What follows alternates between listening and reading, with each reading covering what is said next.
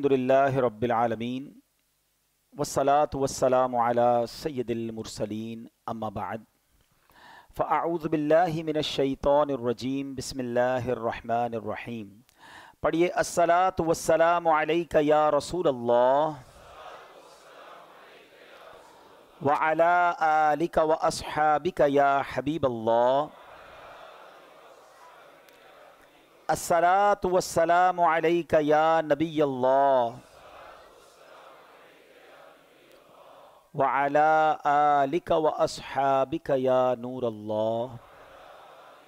درود پاک پڑھنے کے بے شمار فضائل و برکات ہیں. درود پاک جو ہے اگر اس کو ملٹی ڈائمینشنل طریقے سے دیکھا جائے، دیکھیں گناہ ہو جانا، خطائیں تو ہم خطاؤں کے پتلے ہیں، ہمیں بہت سارے اعمال ایسے ضرور ملتے ہیں کہ جن سے نیکیاں بڑھ جائیں، مگر وہ اعمال جن سے گناہ ڈیلیٹ ہو جائیں، جن سے گناہ معاف ہو جائیں، وہ وظائف یا وہ چیزیں بڑی تھوڑی نظر آتی ہیں. اور اس میں درود پاک ایک ایسا عمل ہے. بہت مشہور حدیث ہے، آپ نے سنی ہوگی کہ نبی پاک صلی اللہ علیہ وسلم نے فرمایا، جس کا مضمون ہے جو ایک بار درود پاک پڑھے اللہ تعالیٰ اس پر 10 رحمتیں نازل فرماتا ہے اور اس کے 10 گناہوں کو مٹا دیتا ہے اور اس کے 10 درجات کو بلند فرماتا ہے. دیکھیں یاد رکھیے گا، قیامت کے دن جب میرے اور آپ کے اعمال نامے تولے جائیں گے نا، تب گویا دوسرے لفظوں میں ایک بیلنس شیٹ ہوگی. نامہ اعمال جب تولے جائیں گے تو گناہوں کے پلڑے میں گناہ رکھے جائیں گے، نیکیوں کے پلڑوں میں نیکی رکھی جائے گی. اچھا ایک اور بات بھی بتا دوں، دنیا میں جو میزان ہے، اسکیل ہے، جب یہاں دنیا میں جو پلڑا بھاری ہوتا ہے وہ نیچے ہو جاتا ہے. علماء فرماتے ہیں قیامت کے دن جو پلڑا بھاری ہوگا وہ اوپر ہو جائے گا. اچھا اب ایک نیکی کسی کی زیادہ ہو گئی نا گناہوں اور نیکیوں کے پلڑے میں تو وہ جنت میں چلا جائے گا. ایک نیکی کم پڑ گئی تو اب اس کو جہنم میں بھیج دیا جائے گا. جبھی تو ایک ایک نیکی کے لیے لوگ مارے مارے پھریں گے. ماں بیٹے کے پاس آئے گی کہ بیٹا ایک نیکی دے دے، باپ بیٹے کے پاس جائے گا، بیٹا ایک گناہ میرا لے لے تاکہ وہ جو پلڑا ہے وہ میرا نیکیوں کا بڑھ جائے. بٹ نو بڈی، کوئی اس دن ساتھ دینے والا نہیں ہوگا. نفسی نفسی کا دور ہوگا. آج چھوٹی چھوٹی نیکیاں ہم چھوڑ رہے ہیں، یار نفلی ہے نا کوئی بات نہیں، درود پاک نہ پڑھیں کوئی مسئلہ نہیں، صلاۃ التسبیح پڑھ لی ٹھیک ہے. بہت ساری چیزیں واجبات نہیں ہیں، مگر یہ چھوٹی چھوٹی نیکیاں اس دن کاؤنٹ ہوں گی جس دن ہمیں ایک ایک نیکی کی ضرورت ہوگی. اور یہ درود کا کمال دیکھیں، ادھر نیکیاں بھی بڑھاتا ہے، ادھر گناہ بھی گھٹاتا ہے. ایک درود 10 نیکیاں بھی بڑھ گئیں، 10 گناہ بھی کم ہو گئے، 10 درجے بھی بلند ہو گئے. کتنا آسان فارمولا ہے گناہوں کو اپنے نامہ اعمال سے ریموو کرنے کا. تو پلیز عادت بنا لو کہ جب موقع، چنک آف ٹائمز، آج کل ایک فینومینا چل رہا ہے کہ جو چنک آف ٹائمز ہوتے ہیں، چھوٹے چھوٹے بریک ملتے ہیں، اس کو بھی یوز کریں. دنیا میں اب ایک اصطلاح چلتی ہے، ٹرمینالوجی چلتی ہے، یونیورسٹی آن ویل.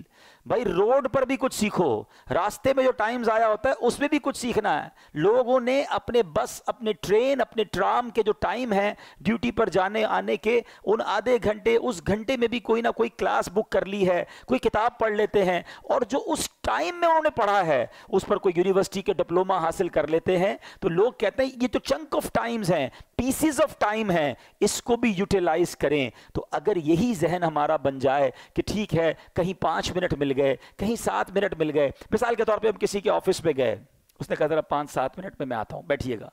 ہم کہتے ہیں کوئی بات نہیں آئیے. اب ہم کیا کرتے ہیں؟ موبائل نکالا اور گھمانا شروع کر دیا. وہ 7 کی جگہ 17 منٹ میں آیا، ہمیں کوئی مسئلہ نہیں ہے، ہمارے پاس بہت کچھ ہے دیکھنے کے لیے. اب ان 17 منٹ میں پتہ نہیں کتنے گناہ دیکھے، کتنی فضول چیزیں دیکھیں، بیکار باتیں. اگر مائنڈ سیٹ بنا ہوا ہونا، یار 7 منٹ میں تو سورہ یاسین پڑھ سکتا ہوں. یہ جو بریک ہے 7 منٹ کا، اس میں مجھے 10 قرآن کا ثواب مل جائے گا. حضرا 1 منٹ ہولڈ رکھیے. فون پہ اگر کوئی کہتا ہے 1 منٹ ہولڈ رکھیے، اس 1 منٹ میں کچھ اور نہیں کر سکتا، ہولڈ ہی رکھنا ہے. اب اگر میوزک بج رہا ہے تو تھوڑا سا کان سے دور کر لوں. 3 بار سورہ اخلاص جو پڑھ لے اسے پورا قرآن پڑھنے کا ثواب ملتا ہے. 1 منٹ میں سورہ اخلاص پڑھ 3 بار پڑھ لی ہیں. اچھا جناب ذرا ابھی آیا، ذرا تھوڑی دیر، تھوڑا سا انتظار کیجئے. جیب سے تسبیح نکالی، 25-30 بار درود پاک پڑھ لیا. اگر یہ ذہن بن جائے کہ زندگی میں وقت کو ضائع نہیں کرنا، جب تک میری اور آپ کی سانسیں باقی ہیں نا تب تک نیکیوں کا سیزن لگا ہوا ہے. جس دن سانسیں بند ہو گئی نا، اس کے بعد بندہ اللہ سے کہے گا مولا ایک بار بھیج دے، 2 رکعت پڑھ لوں، ایک درود پاک پڑھ لوں، ایک سجدہ کر لوں، پھر موقع نہیں ملنا۔ ابھی موقع ہے، ابھی ٹائم ہے، تو ان لمحات کو یوز کیجئے اور اپنا مائنڈ سیٹ درود پاک کے بارے میں بنا لیں کہ بس روزانہ کسی نہ کسی طرح میں نے کثرت سے درود پڑھنا ہے، کیونکہ گناہ بہت ہو گئے ہیں، خطائیں بہت ہو گئی ہیں، شاید یہ درود پڑھنا ہی میرے گناہوں کا کفارہ بن جائے، میری نیکیوں میں اضافہ بن جائے، میرے آقا کی شفاعت کا ذریعہ بن جائے، قیامت کے دن نبی پاک کے قرب کا وسیلہ بن جائے۔ تو زبان درود پاک سے تر رکھا کریں۔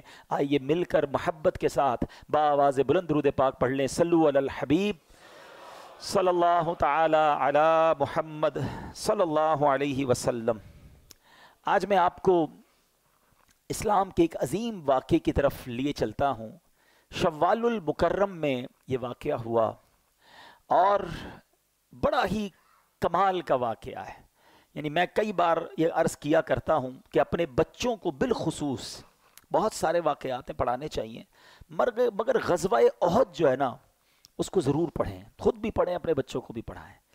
جتنی قربانیاں، جتنی یوں سمجھیے کہ جہاں نثاری کی داستانیں غزوہ احد میں ملتی ہے نا، اتنی کسی اور غزوے میں نہیں ملتی۔ غزوہ بدر میں تو مسلمانوں کو لڑنے کا موقع ہی نہیں ملا، اللہ پاک نے ایسی مدد کی کہ فرشتے آ گئے ہیں، کفار کو نیست و نابود کر دیا، اور اللہ پاک نے ایسی عظیم فتح نصیب فرمائی کہ اس دن کو یوم الفرقان کہا گیا۔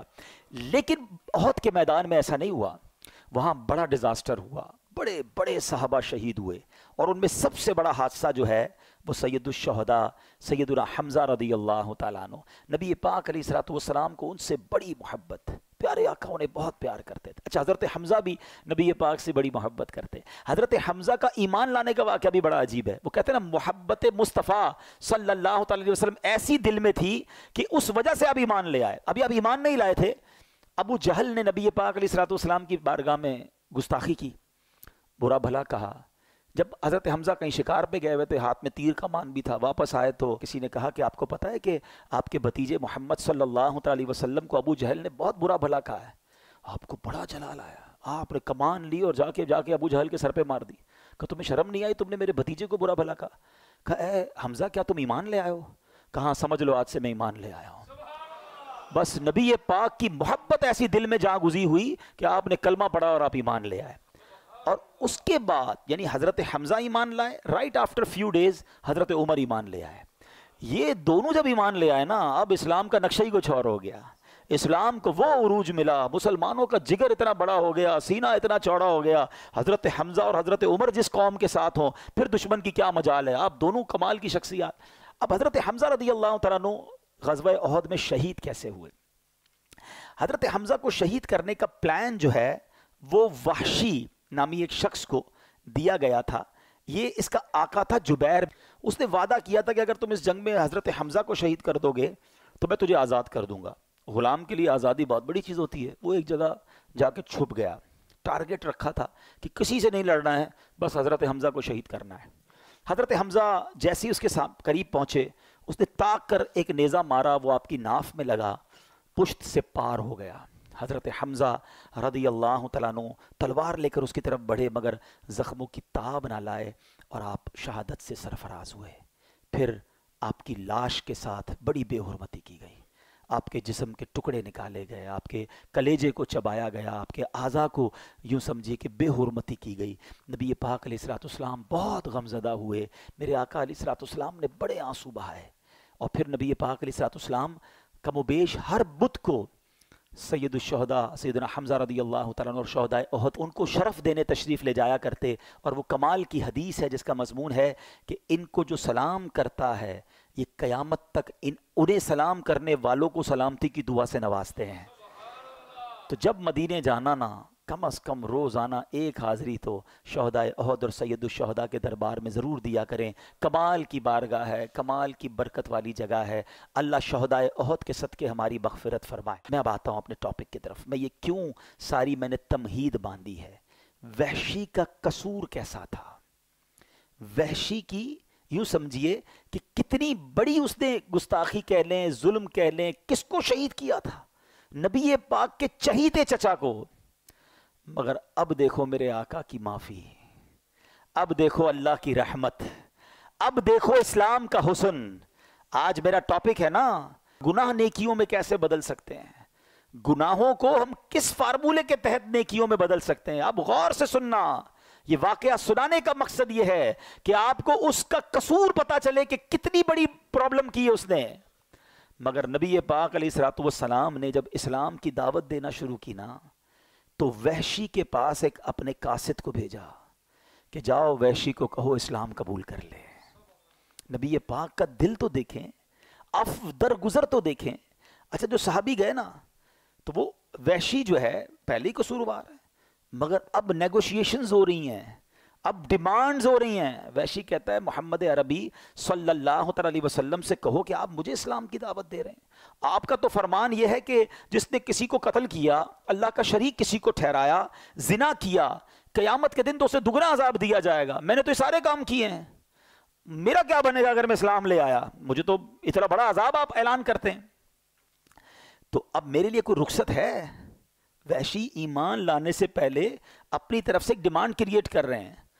اللہ کریم نے آیت نازل فرمائی. اللہ قرآن میں فرماتا اِلَّا مَن تَابَ وَآمَنَ وَعَمِلَ عَمَلًا صَالِحًا. ترجمہ کیا ہے؟ مگر جو توبہ کرے، ایمان لائے اور اچھے کام کرے. تو اس کا مطلب یہ ہوا کہ اللہ اس کے گناہ معاف کر دے گا. آقا نے فرمایا جاؤ یہ آیت سناؤ وحشی کو. صحابی گئے اور حضرت، اس وقت تو وحشی ایمان نہیں لائے تھے، ان کو جا کے یہ آیت سنائی. کہتے اس میں بھی ایک شرط ہے نا اچھے کام کرنے کی. اگر میں توبہ کر بھی لی، ایمان لایا اور اچھے کام نہ کر سکا، یہ تو بڑی سخت شرط ہے. کوئی اور رخصت ہے؟ کوئی اینی تھنگ ایلس؟ ذرا آپ سوچئے، نیگوشیشن وہ کر رہا ہے، مذاکرات وہ کر رہا ہے جس نے پہلے ہی نبی پاک علیہ الصلوۃ والسلام کا اتنا دل دکھایا ہے. لیکن اللہ کے حبیب علیہ الصلوۃ والسلام اور رب کی کرم نوازی دیکھو، جبریل امین ایک اور آیت لے کر نازل ہوتے ہیں. اچھا وہ آیت کیا ہے؟ اللہ کے حبیب علیہ الصلوۃ والسلام کی بارگاہ میں جو آیت نازل ہوئی، ان اللہ لا یغفر ان یشرک بہ ویغفر ما دون ذلک لمن یشاء. ترجمہ، بے شک اللہ اسے نہیں بخشتا جو اس کے ساتھ کفر کیا جائے، اور کفر سے نیچے جو کچھ ہے جسے چاہے معاف کر دیتا ہے. کہ جاؤ اب یہ آیت سناؤ اسے. وحشی کے پاس یہ آیت سنائی گئی. وحشی کہتا ہے اس میں بھی تو یہ ہے نا کہ اللہ جسے چاہے معاف کرے. گارنٹی تو نہیں ہے نا، میں ایمان لاؤں اور اللہ مجھے معاف نہ کرے. آپ پوائنٹ سمجھ رہے ہیں جو میں سمجھانا چاہ رہا ہوں؟ یہاں دل دیکھیں.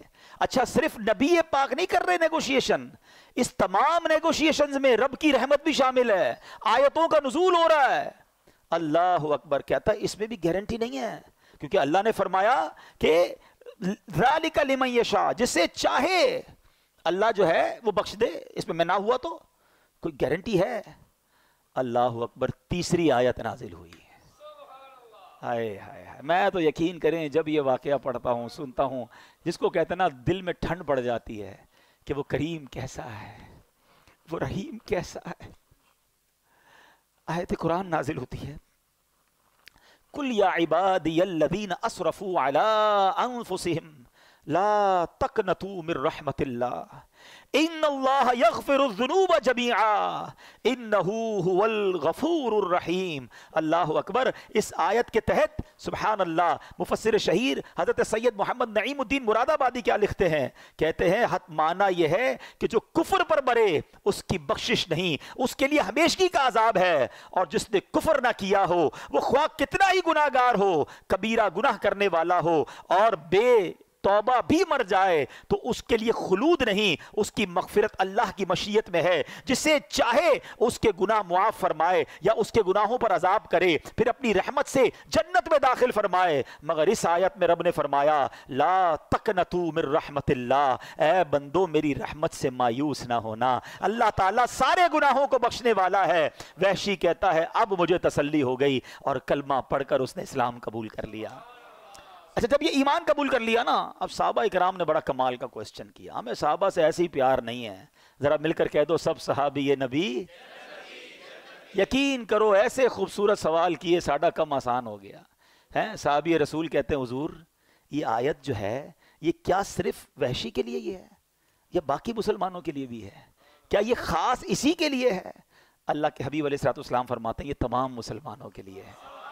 اللہ گناہوں کو معاف کرنے والا ہے. رب کا اعلان ہے لا تقنطوا من رحمت اللہ، اے میرے بندو میری رحمت سے مایوس نہ ہونا. تو اے میرے میٹھے اسلامی بھائیوں، اللہ کریم نے خود قرآن میں اپنی رحمت کا اعلان کیا ہے.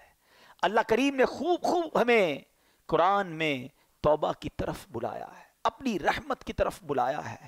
اللہ کریم قرآن مجید میں کیا خوب ارشاد فرماتا ہے، وَهُوَ الَّذِي يَقْبَلُ التَّوْبَةَ عَنْ عِبَادِهِ وَيَعْفُو عَنِ السَّيِّئَاتِ وَيَعْلَمُ مَا تَفْعَلُونَ، اور وہی ہے جو اپنے بندوں کی توبہ قبول فرماتا ہے اور گناہوں سے درگزر فرماتا ہے اور جانتا ہے جو کچھ تم کرتے ہو. اب یہاں ایک اور بات سمجھنی ہے کہ توبہ کرنے کی تو بار بار قرآن ترغیب دے رہا ہے، مگر یہاں بڑی باریک سی بات ہے. ہم سب چاہتے پتہ کیا ہے؟ ہمارے گناہ معاف کر دیے جائیں، اللہ پکڑ نہ فرمائے، اللہ اس پر پنشمنٹ نہ دے. یہی اللہ کی بڑی مہربانی ہے نا. دنیا میں بھی یہی ہوتا ہے نا، ہم کسی کی کوئی غلطی کریں، ہم کہتے ہیں یار بھائی معاف کر دے، غصے نہ ہو، یار غلطی ہو گئی آئندہ نہیں کروں گا. whenever we made mistake we need forgiveness. ہم کسی سے یہی تو چاہتے ہیں ہمیں معاف کر دے.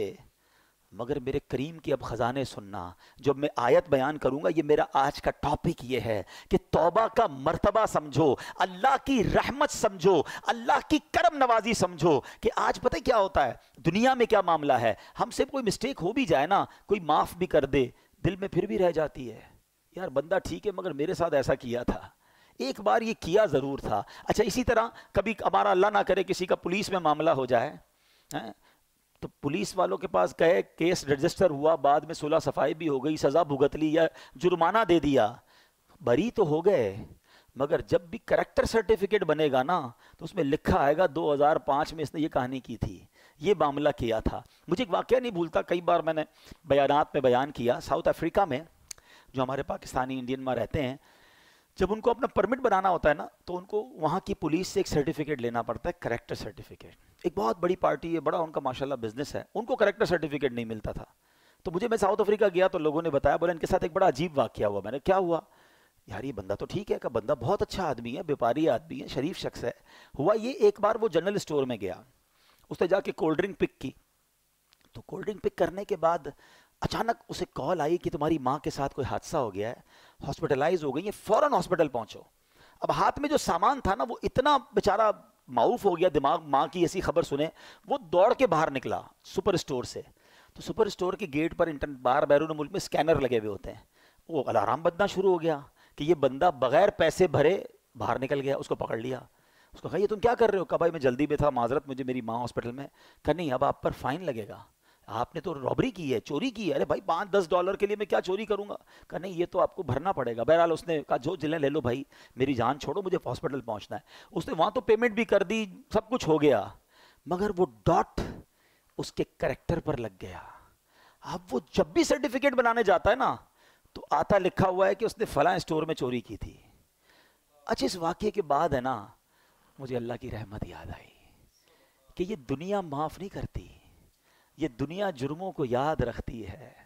وہ کریم ہے جو ہزاروں لاکھوں جرموں کو جب معاف کرتا ہے تو فرشتوں کو بھی بلا دیتا ہے، زمین سے گواہ بھی ختم کر دیتا ہے، وہ نامہ اعمال سے بھی ان گناہوں کو مٹا دیتا ہے. وہ پنجابی شاعر کہتا ہے نا، ایک گناہ میرے ماں پیوں ویکھن مینوں عمری منہ نہ لاویں. کہ ایک گناہ میرا ماں والد اور والدہ دیکھ لینا میری کوئی بڑی غلطی، ساری زندگی منہ نہیں لگاتے. ایک گناہ میرے ماں پیوں ویکھن مینوں عمری منہ نہ لاویں، لکھ گناہ میرا مالک ویکھے وہ پھر بھی پردے پاوے.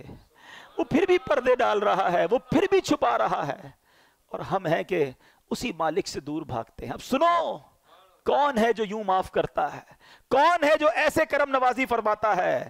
اللہ قرآن میں کیا وعدہ فرما رہا ہے، اس کی رحمت سنو. اللہ کریم فرماتا ہے اِلَّا مَن تَابَ وَآمَنَ وَعَمِلَ عَمَلًا صَالِحًا فَأُولَئِكَ يُبَدِّلُ اللَّهُ سَيِّئَاتِهِمْ حَسَنَاتٍ وَكَانَ اللَّهُ غَفُورًا رَحِيمًا. ذرا قرآن کی اس آیت کا ترجمہ تو سنو. بار بار یہی تو عرض کرتے ہیں، قرآن سمجھو تو صحیح، اس کی برکت تو جانو. کتنا شاندار اعلان ہے میرے رب کی طرف سے. اللہ قرآن میں فرما رہا ہے مگر جو توبہ کرے اور ایمان لائے اور اچھا کام کرے تو ایسوں کی برائیوں کو اللہ بھلائیوں سے بدل دے گا. اور اللہ بخشنے والا مہربان ہے. وَكَانَ اللَّهُ غَفُورًا رَحِيمًا. اللہ خود فرما رہا ہے میرے بندو اللہ بخشنے والا مہربان ہے. تم بس توبہ کر لو, اچھے عمل کرنا, اب گناہ نہ کرنا, اللہ تمہارے گناہوں کو نیکیوں میں بدل دے گا. اللہ کے حبیب علیہ الصلوۃ والسلام کی بڑی پیاری حدیث ہے, التائب من الذنب کمن لا ذنب له.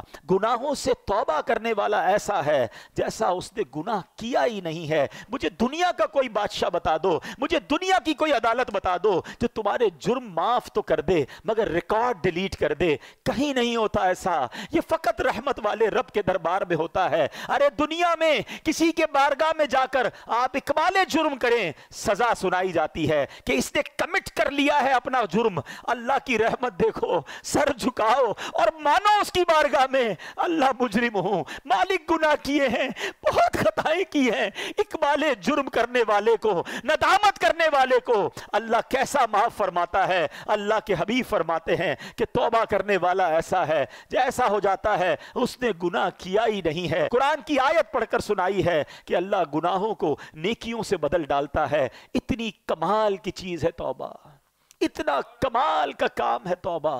اے میرے میٹھے اسلامی بھائیوں, کیوں توبہ نہیں کرتے؟ قرآن تو بار بار ہمیں بلا رہا ہے. اللہ کی رحمت, یقین مانو اللہ کی رحمت جو ہے نا یہ چاہتی ہے کہ میں اور آپ بخشے جائیں. اس کی رحمت بہانے تلاش کر رہی ہے. بڑا پیارا جو فارسی کا مقولہ ہے نا, رحمت حق بہا نمی جویت. اللہ کی رحمت بہا یعنی قیمت تلاش نہیں کرتی, رحمت حق بہا نمی جویت. اللہ کی رحمت تو بہانے تلاش کرتی ہے.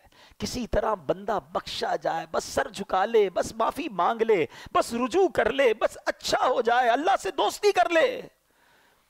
مگر بندہ رب کو راضی کرنے کی فکر نہیں کرتا. اب میں آپ کو کچھ حدیثیں سناتا ہوں.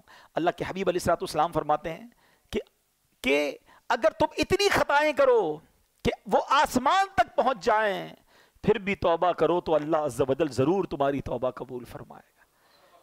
ہمت نہیں ہارنی ہے. گناہ بہت ہو گئے, ہم جانتے ہیں بڑے گناہ ہیں, مگر یہ گناہ ہمیں پتہ ہے بہت زیادہ ہے. اللہ کی رحمت کے آگے کچھ نہیں ہے, اس کے خزانے بہت بڑے ہیں. اللہ کے حبیب علیہ الصلوۃ والسلام فرماتے ہیں کہ اللہ فرماتا ہے, حدیث قدسی ہے, اے میرے بندو تم رات دن گناہوں میں بسر کرتے ہو اور میں گناہوں کو بخشتا رہتا ہوں اور مجھے کچھ پرواہ نہیں, پس تم مجھ سے بخشش طلب کرتے رہو, میں تمہیں بخشتا رہوں گا. یعنی وہ تو بخشش کرنا چاہتا ہے. پنجابی شاعر کہتے ہیں نا, رحمت دا دریا الہی ہر دم وگدا تیرا, جے ایک قطرہ بخشے مینوں, بس ایک قطرہ ہی چاہیے. میں اور آپ اور ہمارے گناہ اس کی رحمت کے آگے کچھ نہیں, ایک قطرہ ہی اس کی رحمت کا بہت ہے. جے ایک قطرہ بخشے مینوں کم بڑھ جاوے میرا, عدل کرے تے تھر تھر کمبن اچیاں شانہ والے. اے اللہ اگر تو نے انصاف کیا نا تو ہم تو گئے, ہم انصاف کے سوالی بن کر نہیں بیٹھے آج کی رات. اگر تو عدل کرے گا تو جن کے نام بھی بڑے بڑے ہیں نا ان کی بھی حالت خراب ہو جانی ہے. عدل کرے تے تھر تھر کمبن اچیاں شانہ والے, مولا فضل کرے تے بخشے جاسن میں ورگے منہ کالے. بس اللہ تیری رحمت کے سوالی ہیں اور وہ رب خدا کی قسم رحمت برسانا چاہتا ہے. وہ چاہتا ہے ہم بخشے جائیں, وہ چاہتا ہے ہم معاف کر دیے جائیں. ایک شخص نبی پاک علیہ الصلوۃ والسلام کی بارگاہ میں آیا, عربی, ایک گاؤں کا بندہ تھا, بھولا بھالا سا آدمی تھا. کہتا ہے یا رسول اللہ یہ بتائیے قیامت کے دن مخلوق کا حساب کون لے گا؟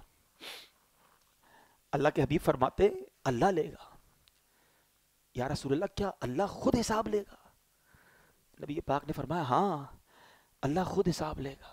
تو وہ مسکرا دیا, گاؤں کا بندہ ہنسنے لگا. تو نبی پاک علیہ الصلوۃ والسلام نے مسکرانے کی وجہ پوچھی کہ تم نے پہلے تو حساب کتاب کی بات کی, قیامت کے بارے میں سوال کیا, میں نے رپلائی دیا تو مسکرانے لگے. تو وہ کیا کہتا ہے کہ کریم جب کسی پر قدرت پاتا ہے نا تو معاف کر دیتا ہے, اور جب حساب لیتا ہے تو درگزر فرماتا ہے. اللہ سے بڑا کریم کون ہے؟ اگر اسی نے حساب لینا ہے تو پھر تو خیر ہی خیر ہے نا. تو اب نبی پاک علیہ الصلوۃ والسلام نے رپلائی کیا دیا کہ عربی نے سچ کہا, جان لو اللہ عز و جل سے بڑا کریم کوئی نہیں, وہ سب کریموں سے بڑھ کر کریم ہے. بیسیکلی جو ہے نا وہ کنیکشن ریکوائرڈ ہے، وہ بھروسہ ریکوائرڈ ہے، وہ محبت اللہ سے ریکوائرڈ ہے. پھر اللہ تو کریم ہے، کریموں سے بڑھ کر کریم ہے، اسی نے تو کریمی سکھائی ہے. علماء لکھتے ہیں کہ ماں کے دل میں جو بچے کے لیے رحمت ہوتی ہے نا، اور جانور بھی اپنے بچوں سے جو پیار کرتے ہیں، اللہ کی 100 رحمتیں ہیں، اللہ نے ان 100 رحمتوں میں ایک رحمت دنیا میں اتاری ہے، اور اس ایک رحمت کی برکت سے ماں بچوں سے پیار کرتی ہے، جانور اپنے بچوں سے پیار کرتے ہیں، باپ اپنے بچوں سے پیار کرتے ہیں. وہ 99 رحمتیں اللہ نے قیامت کے دن کے لیے بچا رکھی ہیں.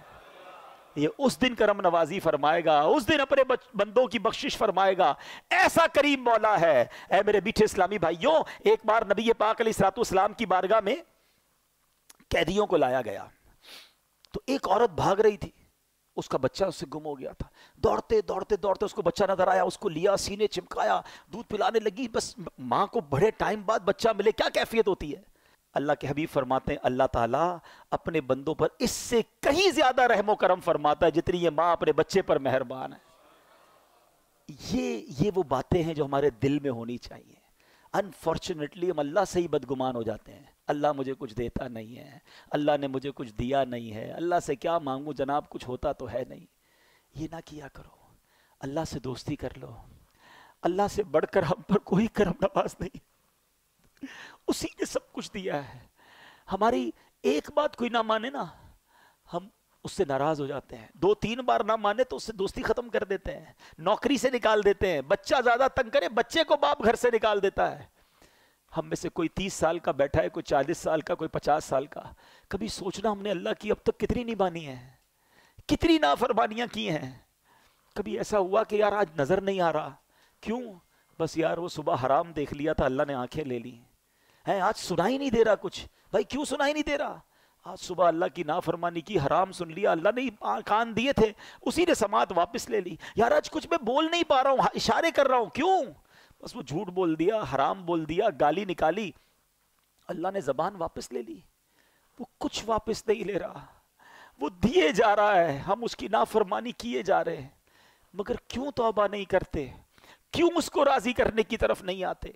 اے میرے میٹھے اسلامی بھائیوں، آج میں یہ چاہتا ہوں ہم سب مل کر اپنی زندگی کا ایک نصب العین بنا لیں، اپنی زندگی کا ایک ٹارگٹ بنا لیں کہ میں نے اگر سب سے زیادہ کسی سے محبت کرنی ہے تو اپنے رب سے کرنی ہے. میں اپنے رب کا بندہ ہوں، وہ میرا خالق ہے، وہ میرا مالک ہے، اس کی مہربانیاں ہیں مجھ پر، وہ خطاؤں پر بھی عطائیں برسا رہا ہے، وہ میرے عیبوں پر پردہ ڈال رہا ہے. پھر میں اسے کیوں ناراض کروں؟ دیکھو اللہ کی نافرمانی سے بچنے کے 2 طریقے ہیں. ایک تو یہ ہے کہ بندہ اس لیے نافرمانی نہ کرے کہ وہ عذاب میں ڈالے گا، خوف سے، ڈر سے بندہ اللہ کی فرما برداری کرے. یہ ٹھیک ہے جو کرتا ہے، مگر اس سے اپر لیول پتہ ہے کیا ہے؟ کہ اللہ کی محبت میں اللہ کی نافرمانی نہ کرے، میرا رب ناراض نہ ہو جائے. اتنا کریم، اتنا پیارا رب، وہ مجھ سے ناراض ہو جائے، میں ایسے کام کروں جس سے وہ ناراض ہو جائے. یہ کام نہیں کرنا. میرے میٹھے اسلامی بھائی، وہ کیسا گناہوں کو معاف کرنے والا ہے. حضرت موسیٰ علیہ السلام کا دور تھا، اور اس دور میں بارش نہیں ہو رہی تھی. حضرت موسیٰ علیہ السلام نے پورے گاؤں کے، شہر کے لوگوں کو جمع کیا اور ایک بڑے میدان میں چلے گئے. Approximately 70,000 people over there. دعا ہونے لگی، بارش نہیں ہوئی، بادل بھی کوئی نہیں آیا، وہی دھوپ. آپ کلیم اللہ ہیں، آپ نے اللہ سے عرض کی مولا بارش نہیں ہو رہی، مولا کریم کرم فرما. تو ارشاد ہوا اے موسیٰ اس مجمع میں ایک بندہ ایسا ہے جو 40 سال سے میری نافرمانی کر رہا ہے، مجھے ناراض کر رہا ہے. اے موسیٰ جب تک یہ بندہ اس مجمع میں ہے بارش نہیں ہونی. حضرت موسیٰ نے کہا یا اللہ میں کیسے اس بندے کو تلاش کروں؟ کہا موسیٰ تم آواز لگاؤ، اے وہ بندے جو اللہ کی نافرمانی کرتے ہو نکل جاؤ مجمع سے. کہا یا اللہ 70,000 لوگ ہیں، میری آواز کیسے پہنچے گی؟ ارشاد ہوا موسیٰ آواز لگانا تمہارا کام ہے، پہنچانا ہمارا کام ہے. حضرت موسیٰ کھڑے ہو گئے، کہا اے لوگو تمہارے اندر ایک بندہ ہے جو 40 سال سے اللہ کی نافرمانی کر رہا ہے، خدا کے واسطے اس مجمع سے نکل جا، تو وہ بدبخت ہے جس کی وجہ سے بارش نہیں ہو رہی. اب وہ بندہ جو تھا وہ مجمع میں ہی تھا، وہ سمجھ تو گیا کہ بات تو میرے بارے میں ہو رہی ہے، میں ہی ہوں جو 40 سال سے اللہ کی نافرمانی کر رہا ہوں. پہلے اس نے رائٹ دیکھا، پھر اس نے بائیں دیکھا، شاید کوئی اور ہو. کوئی نہیں کھڑا ہوا. اب اس نے کیا کیا؟ سنو توبہ کس کو کہتے ہیں. توبہ کے لیے کوئی اجتماع کرنے کی ضرورت نہیں ہے, کوئی بہت بڑا اہتمام کرنے کی ضرورت نہیں ہے, بس ایک کنیکشن چاہیے. یہ سیکنڈوں میں ہو جاتی ہے. وہ دل کی کیفیت ریکوائرڈ ہے. اس بندے نے کیا کیا سنو, کہتا یا اللہ آج مجھے ذلیل ہونے سے بچا لے. میں مانتا ہوں میں ہی وہ ہوں جس کی وجہ سے بارش نہیں ہو رہی ہے. میں نے 40 سال تیری نافرمانی کی ہے, مگر اے اللہ اگر آج میں کھڑا ہو گیا پورے شہر والوں کو پتہ چل جائے گا کہ میں وہ بدبخت ہوں جس کی وجہ سے بارش نہیں ہو رہی. بس اللہ آج بچا لے, آج ذلیل ہونے سے بچا لے. اب وعدہ کرتا ہوں نہیں کروں گا. پتہ ہے کیا ہوا؟ بادل آئے اور بارش برسنا شروع ہو گئی. حضرت موسیٰ نے کہا یا اللہ بندہ تو کوئی نہیں گیا, نکلا تو کوئی نہیں, اے اللہ یہ بارش کیسے ہو گئی؟ اللہ نے کیا فرمایا کہ موسیٰ اس بندے نے مجھ سے دوستی کر لی ہے. میرا بندہ جو میری نافرمانی کرتا تھا نا اس نے دوستی کر لی ہے. سنو حضرت موسیٰ کیا کہتے ہیں, کہتے ہیں یا اللہ اب وہ بندہ تو ملا دے جس نے تجھ سے دوستی کر لی, میں اس سے ملنا چاہتا ہوں. سنو میرے رب کا فرمان. رب فرماتا ہے موسیٰ جب میرا وہ نافرمان تھا میں نے اس کو پھر چھپائے رکھا تھا, اب تو فرما بردار ہو گیا, کہ تجھے کیسے بتا دوں وہ کون ہے. یہ ہے توبہ. کیا کیا اس نے کوئی اجتماع نہیں کیا, کوئی دعائیں لمبی چوڑی نہیں کی, بس الندم التوبہ, شرمندگی توبہ ہے, سچی توبہ. بس اب نہیں کروں گا, یہ کمٹمنٹ ہونا چاہیے. ایسا ہی ایک واقعہ حضرت عمر رضی اللہ عنہ کا دور ہے. حضرت عمر کا جلال, آپ کی عدالت ہے. ایک بار آپ جا رہے, ایک بندہ سامنے سے آیا, اس کے ہاتھ میں شراب کی بوتل. حضرت عمر ہو اور شرابی شراب کی بوتل کے ساتھ پکڑا جائے تو گیا نا ریڈ ہینڈڈ. حضرت عمر نے کہا بتاؤ کیا ہے. اس نے بوتل چھپا دی, بتاؤ کیا ہے. وہ بندہ کہتا ہے حضور اس میں سرکہ ہے. تھی شراب, کہتا ہے حضور اس میں سرکہ ہے. حضرت عمر نے کہا دکھاؤ کیا ہے اس میں. اب ذرا تصور کیجئے, امیجن کیجئے, ایک بندہ سامنے کھڑا ہو, حضرت عمر یہاں کھڑے ہیں, وہ بندہ سامنے کھڑا ہے. یہ کتنی دیر کی بات ہے, کتنی دیر کی کانورزیشن ہے, سیکنڈز. بوتل ہاتھ میں چھپائی ہوئی ہے, کہ دکھاؤ کیا ہے. اس شرابی نے کیا کیا, اس نے اسی وقت اللہ کو پکارا, اے اللہ آج بچا لے, اے اللہ عمر کے آگے ذلیل ہونے سے بچا لے, اب شراب نہیں پیوں گا, اللہ آج پکڑا گیا تو مارا جاؤں گا, بس آج بچا لے مالک. اس میں کتنی دیر لگی ہوگی. Try to understand this procedure of tauba, repentance. بس اس نے یہی تو کہا اور ڈرتے ڈرتے بوتل بڑھا دی حضرت عمر کے ہاتھ میں. حضرت عمر دیکھتے ہیں تو اس میں شراب نہیں, اس میں سرکہ ہے. وہ پردے ڈالنے والا ہے, وہ ستار ہے, مگر بندہ کتنا عجیب ہے. ہم رات کو گناہ کریں نا, اللہ صبح نہیں بتاتا لوگوں کو, پردہ ہوتا ہے. مگر آج حال یہ ہے کہ لوگ خود بتاتے ہیں کہ میں نے فلاں کام رات کو کیا تھا, میں فلاں غلط جگہ پر گیا تھا. اب تو خود حرام دیکھتے ہیں پھر شیئر کرتے ہیں. اللہ ستاری فرما رہا ہے, ستار ہمارے پردے ڈال رہا ہے. مگر اتنی بے باکی ہو گئی, اتنی جرتیں ہو گئیں کہ حرام دیکھا ہے میں نے, اب تم بھی دیکھ لو. فلاں فلم دیکھی, فلاں گانے دیکھے, فلاں میں نے ذرا ایک فورجری کا, میں نے ایک جوئے کا طریقہ سیکھا, تم بھی سیکھو. گناہ خود بھی کرنے, لوگوں کو بھی گناہوں پہ لگانا ہے. اپنی کالر ٹیون میں میوزک ڈھونڈ کے لگاتے ہیں کہ میں سویا رہوں, مجھے کال کرو, تم گانے سنو, مجھے گناہ پہنچاؤ, تھوڑے گناہ اور چاہیے. استغفر اللہ. سوچتے نہیں, شیئر کرتے وقت, آگے بڑھاتے وقت ہم مر جائیں گے, یہ چیزیں باقی رہیں گی. وہ لوگ جو آج ویڈیو بنا کر ڈال رہے ہیں, تھوڑے لائکس مل جائیں, تھوڑے فالوور مل جائیں, تھوڑا پاپولر ہو جاؤں, تم سوچتے نہیں دنیا والے لائک کرے اور اللہ کی بارگاہ سے تم ان لائک ہو گئے. اللہ کے رسول نے تمہیں ان لائک کر دیا تو کدھر جاؤ گے. وہ کام مت کرو. خدا کی قسم ساری دنیا میں مجھے کوئی لائک نہ کرے, میرا اللہ مجھے پسند کر لے, اللہ کے حبیب مجھے پسند کر لے, مجھے بہت ہے, مجھے نہیں چاہیے کسی کا لائک نہیں چاہیے. لوگ راضی ہو جائیں اس چکر میں, لوگ اپنے مالک کو ناراض کر رہے ہیں. کیوں نہیں سوچتے ہمیں بخشنے والا وہی ہے. کتنی خوبصورت دعا ہے, لا یغفر الذنوب الا انت یا اللہ. اللہ تیرے سوا کوئی نہیں جو گناہ بخشے. مگر لوگوں کو راضی کرنے کے لیے رب کو ناراض کیا جا رہا ہے. آج سچی توبہ کرنی ہے. اصل میں توبہ جو ہے نا، پہلے توبہ کی تعریف سمجھ لیں. What is the meaning of توبہ؟ ایکچوئل اس کی شرائط کیا ہے؟ 3 شرطیں. پچھلے گناہ پر نادم ہونا، شرم آنی چاہیے، گلٹ فیل کرے کہ واقعی مجھ سے مسٹیک ہوئی ہے. سیکنڈلی، اس وقت اس گناہ کو چھوڑ دے کہ اب نہیں کروں گا، اور آئندہ نہ کرنے کا پکا ارادہ کرے.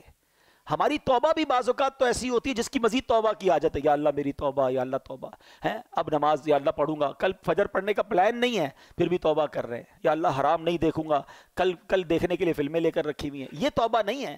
توبہ کی تو اب نہ کرنے کا پکا ارادہ، گناہ چھوڑ دے. ہاں پھر اللہ پاک ہمیں بچائے شیطان پھر اگر گناہوں کی طرف لگا دے تو پھر توبہ کرے، لیکن توبہ کرتے وقت پکا ارادہ ہونا چاہیے. یہ توبہ ہے. اچھا اب آتے ہیں، اتنے فضائل ہیں پھر توبہ کیوں نہیں کرتے؟ اس کی کئی ریزن علماء نے لکھے. ایک ریزن پتہ کیا ہے؟ گناہوں کی جو لذت ہے نا وہ ڈائریکٹ مل جاتی ہے، ثواب کا انعام تو ملتا نہیں ہے. انسان جو ہے نا، اس کی سائیکی کیا ہے، جو کیش ملتا ہے نا وہ لے لیتا ہے، اور جو بعد میں ملنے والا ہے اس کو چھوڑ دیتا ہے.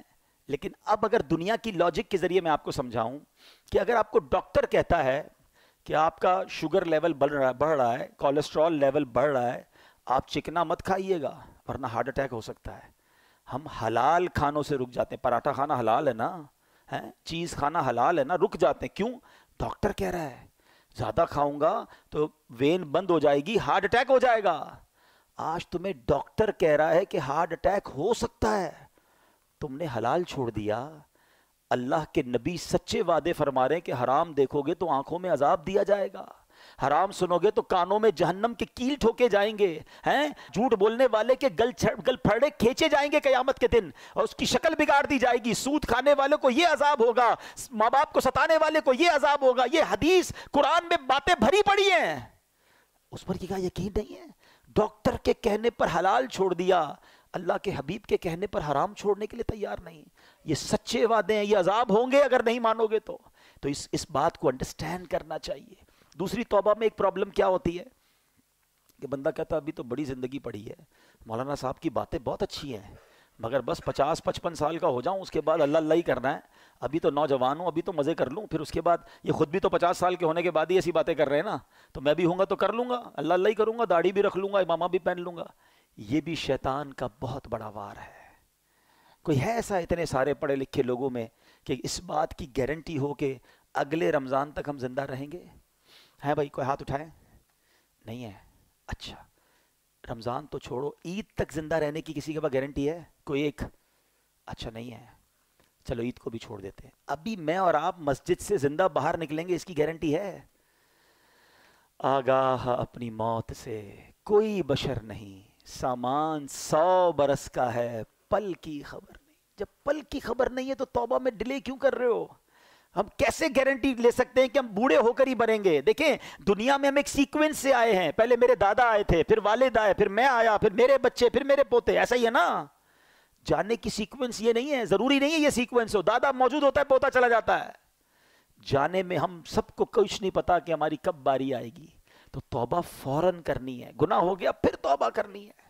ایک اور شیطان کا وار کیا ہوتا ہے کہ یار توبہ تو کر لوں گا مگر توبہ کر لی نا تو پھر مزہ نہیں رہے گا لائف میں. یار یہ جو انجوائمنٹ ہے، پارٹی شارٹی ہے، فلمیں ڈرامے گانے باجے اور حرام چیزوں میں جو مزہ ہے یہ سب ختم ہو جائے گا. اللہ اللہ کرتا رہوں گا تو بور ہو جائے گی لائف. یہ بھی نوجوانوں کو شیطان ایک بات سناتا ہے، سمجھاتا ہے. اب ذرا اس کا جواب سن لینا. اس کو ایک ایگزامپل کے ذریعے سمجھاتا ہوں. 2 دوست ہیں اور ایک دوست ہے جو ویجیٹیرین ہے. ویجیٹیرین سمجھتے ہیں نا؟ سبزی کھاتا ہے، وہ گوشت کھاتا ہی نہیں. تو اس کے دوست کہ یار کبھی تو چکن کھا لے یار، اتنی بڑی نعمت ہے، کبھی تو مٹن. کہتا نہیں بھائی، اس دال میں جو مزہ ہے نا، پالک میں جو مزہ ہے، سلاد میں جو مزہ ہے، اس کے علاوہ لائف میں کچھ بھی نہیں ہے. ایک دن دوستوں نے پلان کیا، اس کو پکڑا اور زبردستی اس کو چکن کھلا دی. چکن کھائی کر تھوڑی اور کھلاؤ یار. یار یہ تو بڑی کمال کی، میں ساری زندگی سبزی ہی کھاتا رہا، ہٹاؤ اس کو، ذرا مٹن چکھاؤ. اوئے ہوئے اور بڑی نعمت. اب اس کو پتا چلا کہ بہترین کھانے تو یہ تھے، میں ساری زندگی ویجیٹیرین بنا رہا. ایگزامپل کے لیے سمجھائی ہے. اب ذرا تسلی سے سمجھنا. جس کو اصل میں فلموں، ڈراموں، گانوں، باجوں، شراب کی محفلیں، جوئے کی محفلیں اور رنگ و سرور اور جس کو حرام محفلیں کہیں، اس کا لطف ہے نا، اس کو لگتا ہے مزہ اسی میں ہے، اس کو پتہ ہی نہیں کہ نعت خوانی کا لطف کیا ہے۔ اس نے کبھی یاد رسول میں آنسو بہائے ہی نہیں ہیں، اس کو بے پردہ اور بے حیا عورتوں میں بڑا لطف آتا ہے، اس کو یہ نہیں پتا کہ عشق رسول میں جب رات گزرتی ہے، یاد نبی میں روتے روتے کیسی گزری رات نہ پوچھو، تہجد پڑھنے کا لطف کیا ہے، وضو کر کے کیسا ریلیکس فیل کرتے ہیں، نماز پڑھ کے نکلتے ہیں تو کیسا برڈن ریلیز ہوتا ہے۔ پرابلم یہ ہے کہ جس نے گناہوں والی لائف گزاری ہے وہ سمجھتا ہے مزہ ہی اسی میں ہے۔ ارے اس میں مزہ نہیں ہے، کیونکہ مجھے اور آپ کو رب نے بنایا ہے۔ دنیا کا دستور ہے، مینوفیکچررز نوز ویری ویل، بنانے والا بتاتا ہے کہ اس چیز کا فنکشن کیا ہے۔ آپ جب کوئی گاڑی خریدتے ہیں ساتھ ایک کتاب آتی ہے، گھڑی خریدتے ہیں چھوٹی سی بک آتی ہے، اس کے فنکشنز کیا ہیں، کون سا بٹن کیا ہے۔ مجھے اور آپ کو کس نے بنایا ہے؟ کس نے بنایا ہے؟ کون بتائے گا سکون کہاں ہے؟ اللہ ہی بتائے گا نا۔ اللہ نے بنایا، وہ خالق ہے، سکون کدھر ہے وہ بتائے گا، مزہ کدھر ہے وہ بتائے گا۔ اس نے اپنے کلام میں بتا دیا، الا بذکر اللہ تطمئن القلوب، بے شک اللہ کے ذکر میں دلوں کا چین ہے۔ چین یہی ہے، بھاگتے رہو جدھر بھی جاؤ لیکن چین سے دور رہو گے۔ اب ملتا کیوں نہیں ہے؟ Last point.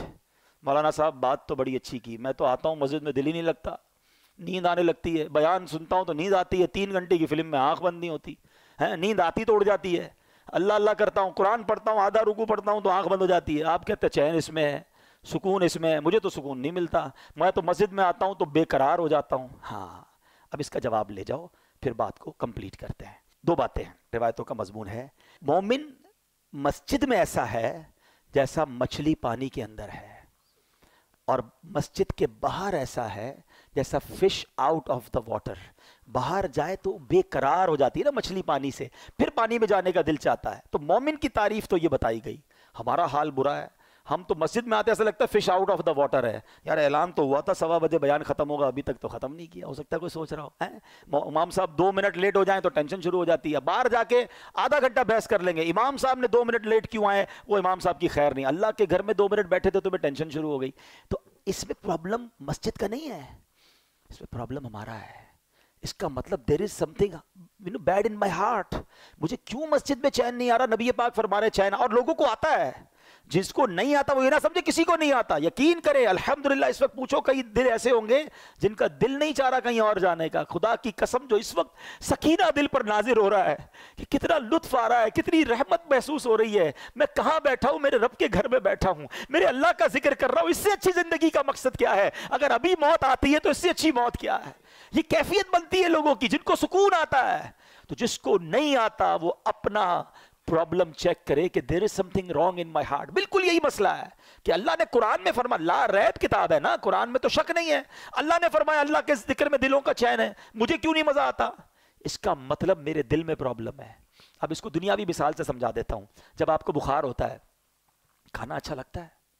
نہیں، کھانا بھی اچھا نہیں لگتا، پینا بھی اچھا، بچے بھی اچھے نہیں لگتے، بندہ بولتا ہے یار مجھے کچھ اچھا نہیں لگ رہا بھائی، لیکن کھانا نہیں چھوڑتے آپ، کیونکہ یو نو ویری ویل یہ 5-6 دن کا مسئلہ ہے، کھانا تو پڑے گا نا، تھوڑے دنوں بعد بخار ختم ہوگا تو ٹیسٹ آنا بھی شروع ہو جائے گا۔ بالکل یہی کانسیپٹ یہاں سمجھ لو، سجدے میں دل نہیں لگ رہا، نماز میں دل نہیں لگ رہا، تلاوت میں دل نہیں لگ رہا، کرتے رہنا کرتے رہنا، جس دن گناہوں کی بیماری دور ہوئی تمہیں سجدوں کی لذت ملنا شروع ہو جائے گی، تمہیں تلاوت کا سکون ملنا شروع ہو جائے گا، ہاتھ اٹھاؤ گے تو آنسو بہنا شروع ہو جائیں گے، نبی پاک کا نام لوگے تو تمہارا دل بے قرار ہو جائے گا، ذکر مدینہ ہوگا تو تمہاری آنکھیں بہنا شروع ہوگی۔ پرابلم یہ ہے ابھی بیمار ہے، ابھی دل پر گناہوں کا ورق چڑھا ہوا ہے، چھوڑ کے مت جانا مسجد، اللہ سے دور مت جانا، آج توبہ کر کے جانا ہے۔ میں اپنے دل کی کیفیت کیا بتاؤں، جیسے رمضان جا رہا ہے دل پر ایک خول طاری ہو رہا ہے کہ یہ مسجدیں پھر ویران ہو جائیں گی، پھر لوگ دور چلے جائیں گے، کیا اس بار بھی ایسا کرو گے؟ کیا اس بار بھی اللہ سے دور ہو جاؤ گے، اس رحمان کے در سے دور ہو جاؤ گے؟ ایسا مت کرنا، اس بار اپنی زندگی کا اس رمضان کو تاریخی اور ٹرننگ پوائنٹ بنا دو، اس بار اللہ سے میں دور نہیں جاؤں گا، اس بار میں جڑا رہوں گا۔ ارے مجھے بتاؤ تو صحیح اللہ نے روزے کیوں فرض کیے؟ میں بات آج شروع سے قرآن کی کر رہا ہوں، میں آپ کو قرآن کے ذریعے میسج دینے کی کوشش کر رہا ہوں اور اس بات کو بھی ریپیٹ کرتا جاتا ہوں کہ قرآن پڑھا کریں، سمجھا کریں، سب کچھ موجود ہے قرآن میں۔ اللہ نے فرمایا what is the reason of روزہ، یا ایھا الذین آمنوا کتب علیکم الصیام، اے ایمان والو تم پر روزے فرض کیے، کما کتب علی الذین من قبلکم، جیسا کہ پچھلے لوگوں پر فرض کیے گئے۔ What is the reason؟ Because لعلکم تتقون، اے ایمان والو تاکہ تم تقوی حاصل کرو۔ ارے یہ روزے تو تقوی دینے آئے تھے، اللہ کے قریب کرنے آئے تھے۔ اچھا انڈیلیبریٹلی یا ڈیلیبریٹلی ہم اللہ پر کتنا مضبوط بھروسہ کر رہے ہیں۔ افطار سے پہلے کوئی کھانا نہیں کھا رہا، چھپ کے کوئی پانی نہیں پی رہا۔ کیوں نہیں پی رہا؟ کون دیکھ رہا ہے؟ کوئی نہیں دیکھ رہا۔ کون دیکھ رہا ہے؟ ارے تمہیں اتنا بھروسہ اللہ دیکھ رہا ہے، پیاس لگی ہے پھر بھی جوس نہیں پی رہے، فروٹ نہیں کھا رہے، وضو کر رہے ہو کلی اندر نہیں ڈالنے دے رہے، ایک قطرہ گلے میں نہ چلا جائے، وضو خانے پہ بھی کوئی نہیں دیکھ رہا، مگر کون دیکھ رہا ہے؟ جب اللہ دیکھ رہا ہے تم پانی نہیں پی رہے، کھانا نہیں کھا رہے، کیا وہ رب رمضان کے بعد نہیں دیکھے گا کہ تم نماز نہیں پڑھ رہے، تم مسجد سے دور ہو گئے، تم حرام کاموں میں چلے گئے ہیں؟ پلیز یہ رمضان بیسیکلی نیٹ پریکٹس سمجھتے ہیں نا، بچے سمجھیں گے کہ پہلے نیٹ پریکٹس ہوتی ہے تاکہ بڑے مقابلے کے لیے آپ تیار ہوں۔ رمضان میری اور آپ کی شیطان سے فائنل فائٹ کے لیے نیٹ پریکٹس کرائی گئی کہ 30 دن بند کر دیا، مہینہ پورا اسے، اے میرے بندو نمازیں پڑھ لو، تلاوت کر لو، تقوی حاصل کر لو، اب تیار ہو جاؤ، تمہارا مقابلہ ہونے والا ہے۔ مگر لگتا ایسا ہے کہ پہلی رات ہی بولڈ ہو جاتے ہیں، ادھر چاند نظر آیا ادھر مسجد ویران۔ کیا اس بار بھی ایسا کرو گے؟ بولتے نہیں ہم، لیکن کیا میسج جا رہا ہے؟ شیطان تو بند تھا نا، تب ہم اللہ کے بندے تھے، اب تو آزاد ہو گیا، ہم تیرا استقبال ویلکم کریں گے تجھے، اب تیری رضا والے کام کریں گے۔ یہ اللہ کو ناراض نہیں کرتی ہوں گی باتیں؟ یہ انداز، یہ سٹائل، یہ میسج، ارے دو شیطان کو جواب کہ تجھے اب جو کرنا ہے کر لے، ہم اب اللہ کے قریب ہو گئے ہیں، ہمارا ایمان مضبوط ہو گیا ہے، اب تو نہیں بہکا سکے گا ہمیں۔ مرد ہو تو لو نا چیلنج کہ کچھ بھی ہو جائے آج کے بعد میری کوئی نماز قضا نہیں ہوگی، رمضان کے بعد بھی قضا نہیں ہوگی، ہم حرام روزی کے قریب بھی نہیں جائیں گے، حرام نہیں دیکھیں گے، حرام نہیں سنیں گے، حرام نہیں بولیں گے۔ ہاں پھر مانگیں گے اللہ سے، اللہ توبہ کی تو ہے، بچانا تو نے ہے، ہم کمزور ہیں، ہم نے پہلے بھی توبہ کی، شیطان کھینچ لیتا ہے، ڈال دیتا ہے گناہ میں، اللہ تو مدد کرنا، ہماری کمزور ہے، شیطان کے واروں سے تو ہی بچائیو مالک۔ یہ ہم اللہ سے مانگیں گے، مگر پہلے دل کی گہرائیوں سے توبہ تو کرے نا، اللہ کے قریب ہونے کا وعدہ تو کرے نا، اور پھر اس کے لیے ایک سٹیپ فارورڈ کرنا ہوگا۔ وہ سٹیپ کیا ہے کہ ہمیں اب اچھا ماحول اختیار کرنا ہوگا۔ ایسا نہیں ہو سکتا کہ میں نیک بھی بننا چاہوں اور شرابیوں میں رہوں، میں ایسے لوگوں میں رہوں کہ نماز پڑھوں تو میرا مذاق اڑاتے ہیں۔ ایسے بھی تو دوست ہیں نا کہ رمضان کے بعد نماز پڑھے، بولے کیا ہو گیا بھائی، خیر تو ہے، بس جمعہ پڑھ لینا، تو کدھر جا رہا ہے؟ ایسے دوست نہیں چاہیے جو میری نیکی میں رکاوٹ بنے۔ اگر آپ کو نیک بننا ہے تو نیک ماحول اپنا ہے۔ اللہ نے دعوت اسلامی کا ماحول دیا ہے، خدا کی قسم یہ احسان ہے اس امت پر، امیر اہل سنت کا، لاکھوں کروڑوں نوجوانوں کو بدل کے رکھ دیا ہے۔ ہمیں تو اپنی اوقات بھی یاد ہے ہم کیا تھے، اگر یہ ماحول نہ ہوتا تو پتہ نہیں ہم بھی کہاں ہوتے۔ تو میں آپ سے بھی گزارش کروں گا کہ اگر چینج ہونا چاہتے ہو نا، اگر اب واقعی نیکیوں والی زندگی گزارنی ہے تو نیک لوگوں کے ساتھ کنیکٹ ہو جائیں، دعوت اسلامی کے اجتماعات میں شرکت کریں، مدنی چینل دیکھیں، مدنی قافلوں میں سفر کریں، ایسی محافل تلاش کر کے ڈھونڈیں تاکہ ہمارے دل پر اثر رہے۔ میں بس یہ چاہتا ہوں اللہ مجھے بھی سچی توبہ نصیب کرے، آپ کو بھی نصیب کرے، اور ہم بدل جائیں۔ آمین بجاہ النبی الامین صلی اللہ علیہ وسلم۔ الحمدللہ رب العالمین والصلاة والسلام علی سید المرسلین، یا ارحم الراحمین یا ارحم الراحمین یا ارحم الراحمین، یا ربنا یا ربنا یا ربنا یا ربنا یا ربنا، یا اللہ یا رحمان یا رحیم، یا اللہ یا رحمان یا رحیم، یا اللہ یا رحمان یا رحیم۔ اللہم ربنا آتنا فی الدنیا حسنة وفی الآخرة حسنة وقنا عذاب النار، وقنا عذاب القبر، وقنا عذاب الحشر، وقنا حساب الميزان۔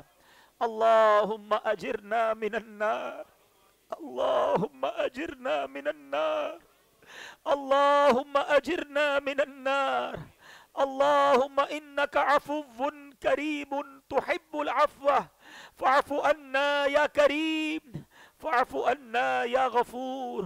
اللہم انا نسألک الامن یوم الخوف، اللہم انا نسألک الامن یوم الخوف ربنا حاسبنی حسابا یسیرا اللہم ارزقنا حجا مبرورا وسعیا مشکورا وذنبا مغفورا وتجارتا لن تبور یا عالم ما فی الصدور اخرجنا یا اللہ من الظلمات الى النور اخرجنا یا اللہ من الظلمات الى النور.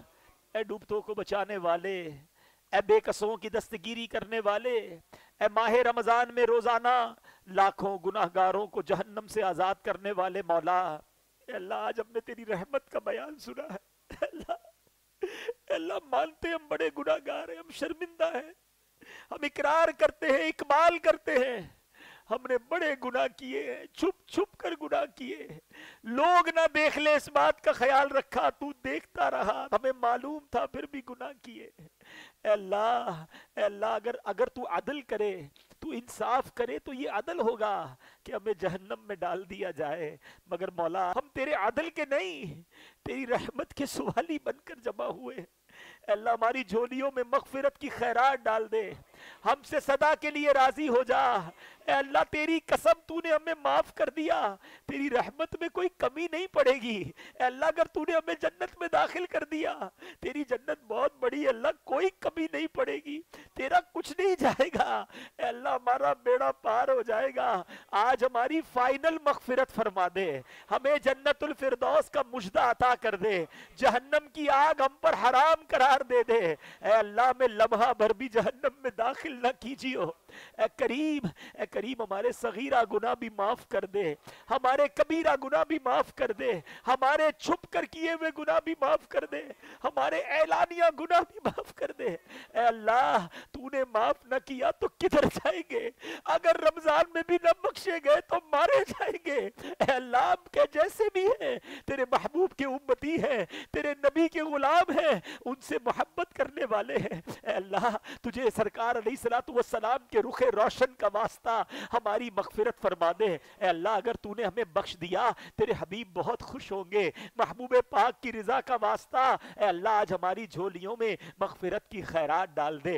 گنبد خضرا کا واسطہ بخش دے، سنہری جالیوں کا واسطہ بخش دے، ریاض الجنہ کا واسطہ بخش دے، مسجد نبوی کے میناروں کا واسطہ بخش دے، کعبے کا واسطہ بخش دے، کعبے کے دروازے کا واسطہ بخش دے، مقام ابراہیم کا واسطہ بخش دے، حجر اسود کا واسطہ بخش دے، نبی پاک کی ولادت گاہ کا واسطہ بخش دے، امام حسین کا واسطہ بخش دے، امام حسن کا واسطہ بخش دے، پنجتن پاک کا واسطہ بخش دے، علی اصغر کے پیاسے گلے کا واسطہ بخش دے، کربلا والوں کے واسطے بخش دے، بدر والوں کے واسطے بخش دے، احد والوں کے واسطے بخش دے.